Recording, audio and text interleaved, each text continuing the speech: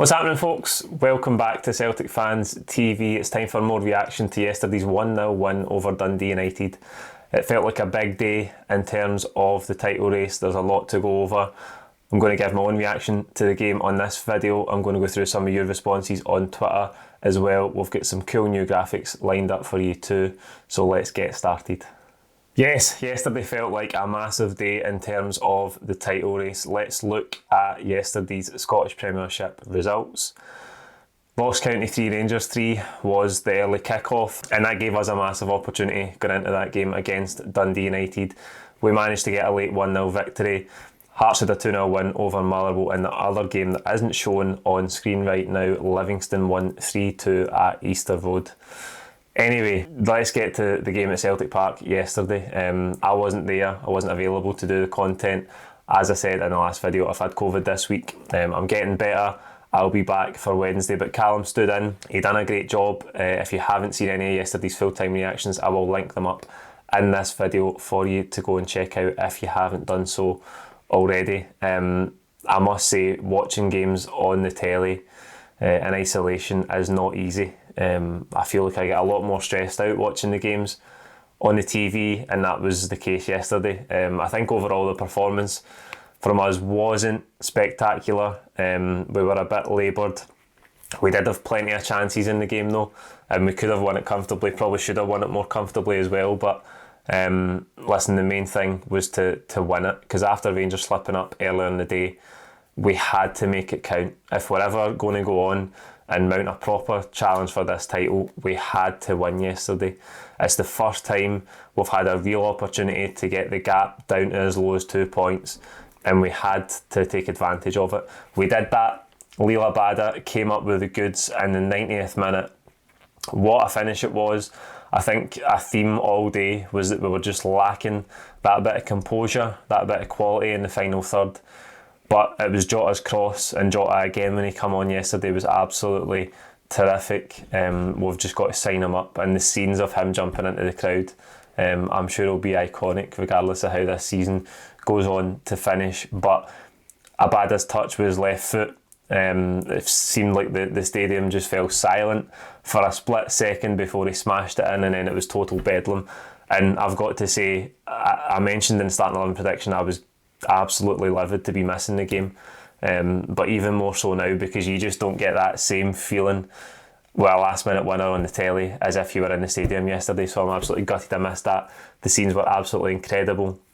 As I say, Jota in the crowd, Abada, and just about everyone else. I think it was Juranovic and Jota on this side, everybody else down the left hand side. Great scenes, and I think the thing that really stands out to me about this Celtic team is its spirit. It's really early in Angie's reign and the evolution of what the Ange Postecoglou Celtic will become, but we've got a spirit. That's two last minute winners in the last couple of months, and that tells you that this team doesn't know when it's beaten, and that it doesn't give in. And for a team that is so, as I say, early in its evolution, but also a lot of young players that haven't been at Celtic for very long, that bodes well for us. So let's look at some of the stats for yesterday's game as well. We were wasteful in front of goal, as I mentioned, and we'll come and talk about some specific individual performances shortly. But we did dominate the ball, 76% possession, 21 shots at goal, 8 on target. Again, we restricted Dundee United to absolutely nothing on target on our goal. Again, a good performance defensively. We'll come to talk about the red card as well, of course. A lot more passes. I think the thing that we didn't do was be incisive enough in the final third at times. As I say, we did have 3 or 4 chances, but we could have been a little more sharp in the final third. But we dominated the game. The stats there show that. I think the big chances in the game, you think about Abada in the first half, Giacomakis had won in the first half where he's just not aware of, I think, is it McMahon over his shoulder who nicks it. Giacomakis is the one in the second half where Siegrist makes an unbelievable save. When you see that back, when I was watching it at the time, the replay, it actually looks like it's going to hit the post or go wide, believe it or not. It's still an unbelievable save for Siegrist, but the big man was poor yesterday. He was really, really poor. I'm going to go through 3 players that I think need to perform better than they did yesterday, and 3 players that got pass marks and dragged us over the line yesterday. Giakoumakis is one of them that has to do better. When I come to your Twitter responses for yesterday's game, few people had singled him out. It wasn't a great performance. It just strikes me, I keep saying it, and I don't want to be too unfair, but it doesn't look like he's going to become a long-term success at Celtic. He's just not got enough technical quality. He was really, really poor yesterday. Even his touch when he was trying to hold the ball up was really poor. He had another chance for the edge of the box where the ball shot into him and it sat up nicely for him, and he just sclaffed it wide. He was really, really disappointing yesterday, Giakoumakis. Other than that, we had Scales starting at left back, Forrest on the left hand side as well. This is something I tweeted during the game. Those two were really disappointing in that first half. I was still surprised to see them get hooked at half time, but I think it was the right decision. I think both of them were taking too many touches in the ball. Scales particularly, we weren't playing quickly enough in that first half. The tempo wasn't quite there. I think that's something the manager admitted after the game, and you could see that in those subs that's what he wanted to do. He wanted us to play a bit quicker, and those two in the first half weren't quite at it, and so they came off. Juranovic came on, Jota came on. As I say, Jota changed the game for us. He was absolutely excellent. He's just so bright, and he's such a danger every time he gets on the ball for us. And changed the game. He puts the cross in for the winner, and then the scenes at the end with the supporters were absolutely brilliant as well. My 3 players that I thought got pass marks yesterday and really, really helped drag us over the line was Matt O'Reilly, number 1. Excellent again in that first half. Not a lot of good individual performances, but he was one of them that really stood out. He plays a lot of good slide-wheel passes in between centre-halves and defenders and into the channels. I think that's something that Kyogo and Maeda will thrive off of when they are back fit and available in the team. He plays really good on a half-turn, Matt O'Reilly. Early days, I know, but he does take the ball really well on his left foot. Similar to Tom Rogic, there's nobody better than Tom Rogic at taking the ball on his back foot on the half turn, but I think Matt O'Reilly done that absolutely brilliantly yesterday. Stood out in that first half, and he's one that got pass marks. The other one is obviously Liel Abada. I actually thought we were having a debate in the Celtic Fans TV group chat at half time about Abada's performance, and I thought he was one of the brighter sparks in the first half as well, because he was getting by his defender and he put 2 or 3 really dangerous crosses into the box. Now that's not something we've associated with Abada this season, but he had a couple of really good crosses and I thought he looked bright. He had the biggest chance of the first half when he got on that loose ball on the edge of the box and dropped his shoulder to get one-on-one with Siegrist, and he saved it. But I thought Abada looked bright, and then he comes up with a big moment at the end, so he was another one. And 16-year-old Ben Doak to come on in that game. I think when it gets into the last 10 minutes, you're thinking we're dire straits here. Beaton goes off, which, by the way, we may as well address the red card just now. It is a red card, but we obviously should have had the foul before it. I think Beaton took one for the team twice yesterday, because Ralston has a terrible touch. He was poor yesterday as well, Anthony Ralston, to be fair.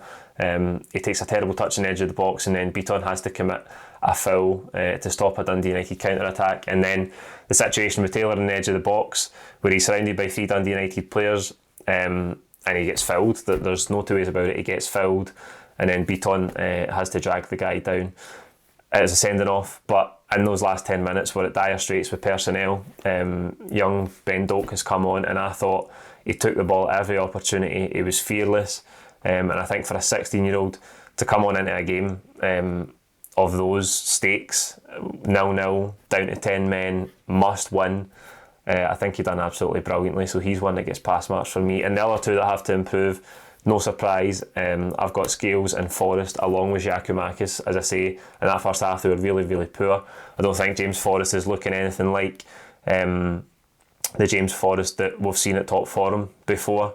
I think he was really, really poor in that first half. And I don't know what we're going to do in terms of the team for Wednesday night, but as I say, personnel is a big problem for the manager, given suspensions, injuries and players away on international duty. Okay, so it's time to get to your Twitter reaction to yesterday's game. Obviously the Twitter reaction wasn't part of yesterday's content, neither was the post-match pint. Again, that was due to my absence. They'll be back shortly. We'll start with Paul. What a finish to the game. We struggled to score, then went down to 10 men when we shouldn't have. It was a clear foul on Taylor, but the little man Abada stepped up with 5 minutes to go and got us the crucial win, just 2 behind going into the derby. I think, as I mentioned, it was a foul on Taylor before the goal, but it was some finish to the game. Technically, the goal's very, very good under pressure, to control the dropping ball on your weaker foot like that and then smash it beyond Siegrist, who was in inspired form again against Celtic. It was absolutely brilliant, and closing that gap to 2 points going into the derby is absolutely massive for us. Brian, a massive result, could have been a real downer for the Rangers game, but now we go into it with confidence sky high. Let's go. That is the big one, because Rangers dropping points earlier in the day, as I said, is a massive opportunity for us to close the gap. It looked for long spells of the game yesterday like we were going to pass up that opportunity. And in terms of our mettle, our guts to go at this title race and really make a proper go of it and take it to the wire and take control of it and make Rangers pay for slitting up, we had to win it yesterday. We just had to, because this is the closest it's been all season. And we had to show our mettle yesterday, and we did that. I think it's the mark of a good team that we can win late, that we didn't give it up, because, as I say, it was a tough game after a really taxing game midweek at Tynecastle. A slightly laboured performance where we missed chances, we didn't give it up, and we got a massive, massive late winner. Rob, disappointing performance. Not sure GG is Celtic class. I think an experienced forward would help, maybe somebody on loan. I don't expect us to get any more players in the last couple of days of this transfer window, but as I mentioned earlier on, I just think Giakoumakis might not have it. I just think technically yesterday was really, really poor, and I think Abada's finish at the end showed more composure than Giakoumakis showed us all day. And Abada, who's a winger by trade, supposed to be a winger, again in the centre of the goals, showing that knack for scoring goals, and what a brilliant finish it was. Giakoumakis was really, really poor. Last one, Jerry Kelly Conlon. I'll never be convinced by Giakoumakis, no doubt in his desire, but he's the 2022 Harold Bratback. Leela Bada, take a bow, son. There you go. I don't know about the Harold Bratback comparison, but I think Giakoumakis was the one that stood out yesterday, and was really disappointing for most people. But the big thing at the end of the day is that Abada stepped up, got the goal, a massive goal for us, took us to within 2 points, closed the gap, and now all roads lead to Wednesday, and that derby at Celtic Park. It's monumental in terms of the season. It's so close now, only 2 points in it. It's been far too long since we've beaten Rangers. We've got to do that. That's a big milestone for where we want to get to. We've got to go and win that game on Wednesday night in front of a packed Celtic Park. Confidence high. 10 days ago it was a 6 point gap, now it's only 2 points, and we have the opportunity to go top of the league on Wednesday. There couldn't be a bigger incentive for the players and the manager. I know the fans will be right with the team as they were yesterday, right until the final minute. We'll talk more about that game in the preview show tomorrow, and we'll have the starting 11 prediction before it as well, and then I'll be back on Wednesday with all of the normal full-time reaction from outside the stadium. Let's hope for that full-time reaction that Celtic are back on top of the table. Thanks for watching this video. Like it, comment your own thoughts below. Don't forget to subscribe if you haven't already, and I'll see you tomorrow for that preview show. Cheers.